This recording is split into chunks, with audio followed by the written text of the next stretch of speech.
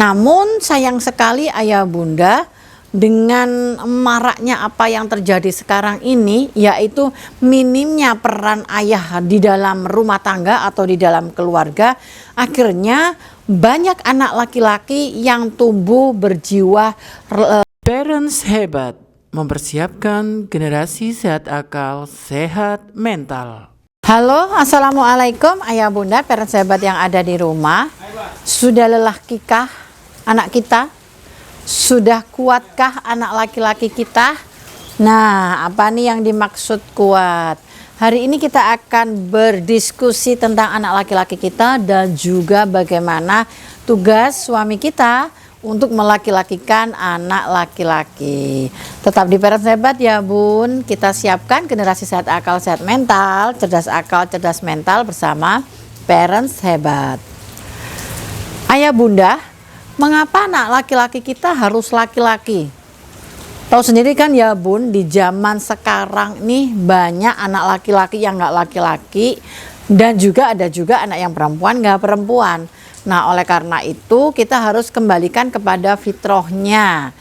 Nah anak laki-laki harus kuat, anak laki-laki harus laki-laki. Apa alasannya bunda? Ada dua alasan yang memperkuat mengapa kita harus melaki-lakikan anak laki-laki. Yang pertama adalah karena Allah telah memberikan fitrah baik kepada setiap manusia. Di antaranya adalah fitrah seksualitas. Fitrah seksualitas ini akan membentuk bahwa anak laki-laki seharusnya memang anak laki-laki. Dan anak perempuan adalah perempuan dan tidak ada di antara laki-laki atau perempuan atau berjenis yang lainnya. Ini adalah fitrah baik seksualitas yang harus dibangkitkan dan ditumbuh kembangkan. Yang kedua, adanya kecenderungan perbedaan baik dari hormon, kemudian dari kecerdasan emosi, kemudian dari perilaku yang tentunya antara anak laki-laki dan anak perempuan berbeda. Ketika berbeda itu, mereka juga memerlukan mentoring, pembinaan, pengasuhan yang berbeda pula. Nah, karena laki-laki bun, maka salah satu cara untuk melelakikan anak laki-laki kita adalah dengan orang laki-laki. Pertanyaannya, siapa? Tentu jawabannya kita semuanya sepakat adalah ayah. Ayah bunda, anak laki-laki yang memiliki karakter, sifat, dan jiwa kelelakian, dialah adalah anak laki-laki yang kuat.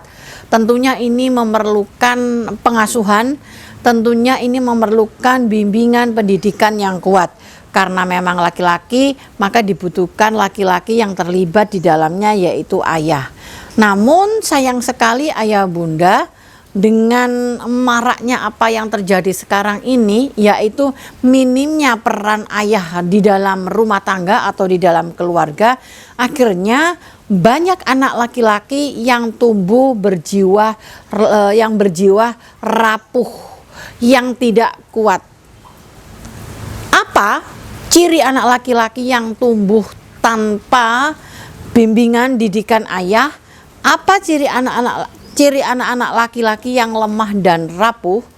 Cirinya adalah anak laki-laki memiliki pertumbuhan biologis yang lebih awal daripada pertumbuhan psikologisnya. Usia secara biologisnya mereka adalah bertumbuh, tetapi usia psikologisnya tidak. Seperti apa sih contohnya nih bun? Nah contohnya kayak gini nih bun. Kalau kita nih punya anak laki-laki umurnya 17 tahun, mereka udah masuk ke remaja nih ya, dengan 17 tahun bahkan dewasa awal. Tetapi dengan usia 17 tahun itu ternyata bun, kalau 17 tahun itu masih usia kelas 2 sama kelas 3 SMA, tapi ternyata nih kemandiriannya tidak ada. Makan masih orang tuanya yang menyediakan. Menyiapkan buku pelajaran masih orang tuanya. Saat ada tugas dari sekolah, semuanya minta bimbingan atau minta dibantu oleh orang tuanya. Terlebih di saat ada masalah di sekolah, dia tidak mampu mencari solusinya. Dia semua kembali berpulangnya adalah, ayah, ibu, gimana ini? Artinya apa? Kemandirian itu tidak sejalan. Kemandirian itu tidak signifikan dengan usianya. Itulah salah satu yang disebut dengan anak laki-laki yang tidak kuat. Anak laki-laki yang tidak memiliki karakter kelelakian.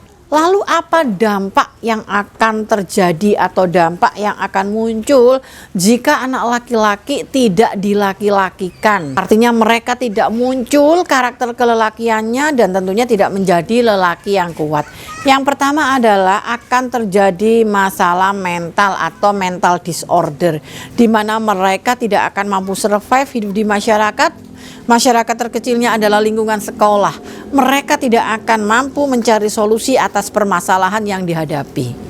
Yang kedua, akan timbul masalah ketika mereka memasuki usia-usia dewasa atau pada masa depannya. Mereka tidak akan mampu menjadi pemimpin yang baik, sehingga mereka akan mengalami masalah pada leadership.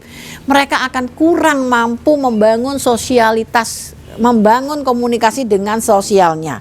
Dan yang ketiga adalah watak keras, watak yang kasar banyak terjadi pada mereka yang tidak mau berubah. Mereka yang tidak mau berubah memiliki hati yang lembut, memiliki jiwa yang lembut. Yang ketiga adalah mereka berada pada circle bullying, baik sebagai korban ataupun sebagai pelaku. Yang keempat adalah akan menimbulkan kerusakan di muka bumi ini. Tahu sendiri bagaimana kasus-kasus yang tidak semestinya laki-laki ternyata menyukai sesama jenis dan sebagainya. Itulah salah satu faktor ketika anak laki-laki kita tidak dilaki-lakikan. Jiwa kepemimpinannya, jiwa kowamnya tidak dimunculkan. Maka mereka akan menjadi atau memunculkan atau menimbulkan kerusakan di muka bumi. Lalu apa solusinya agar kita mampu melaki-lakikan anak laki-laki kita untuk menjadi laki-laki yang kuat? Yang pertama adalah luangkan waktu pengasuhan.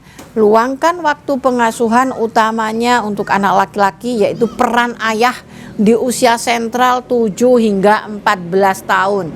Ayah bunda, ini penting sekali.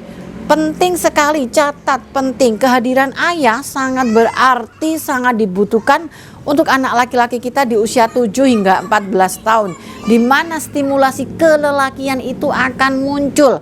Bagaimana kekuatan fisik, bagaimana kemampuan mencari solusi, kemudian stimulasi, melihat, merasakan, kemudian mengadopsi dari ayah, itu akan muncul di usia 7 hingga 14 tahun. Yang kedua adalah latih untuk entrepreneurship, melatih anak laki-laki untuk berwirausaha, menjadi laki-laki yang mampu berdiri dengan kemampuan sendiri, ternyata adalah cara untuk membuat anak laki-laki kuat. Yang ketiga adalah matangkan, kuatkan, luruskan akidah. Ini adalah kunci agar anak laki-laki kita menjadi anak-anak laki yang kuat, seperti yang diajarkan atau seperti bagaimana keteladanan Rasulullah SAW. Maka akidah ini yang harus dibangun oleh ayah kepada anak laki-lakinya. Yang keempat adalah menjadi pendengar yang baik atas anak-anak kita, terutama kembali lagi ayah, pulang ke rumah, luangkan waktu untuk anak laki-laki untuk mendengarkan apa yang dia rasakan di sekolah, apa yang dia rasakan dengan lingkungan pergaulannya. Karena mereka membutuhkan cara logika ayah untuk membantu mendampingi anak-anak menyelesaikan permasalahan. Dan yang terakhir adalah, Bun, ini penting juga nih Bun, apa nih? Masukkan asupan pengetahuan.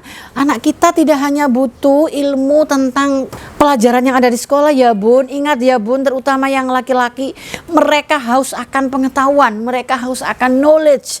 Maka dari itu hadirkan buku, hadirkan sosok-sosok yang bisa diteladani. Masukkan wawasan sebanyak-banyaknya dalam ingatan mereka, dalam pengalaman mereka, dalam dalam taktil mereka, sehingga mereka mampu merekam kemudian mengaplikasikan ketika saatnya mereka pada usia tertentu. Wow, begitu nih Bun, ternyata untuk melahirkan anak laki-laki kita, dan perlu orang laki-laki yang membuat laki-laki anak laki-laki kita. Semoga ayah yang ada di rumah siap untuk menjadikan anak laki-laki kita kuat dan siap menjadikan anak laki-laki kita laki-laki.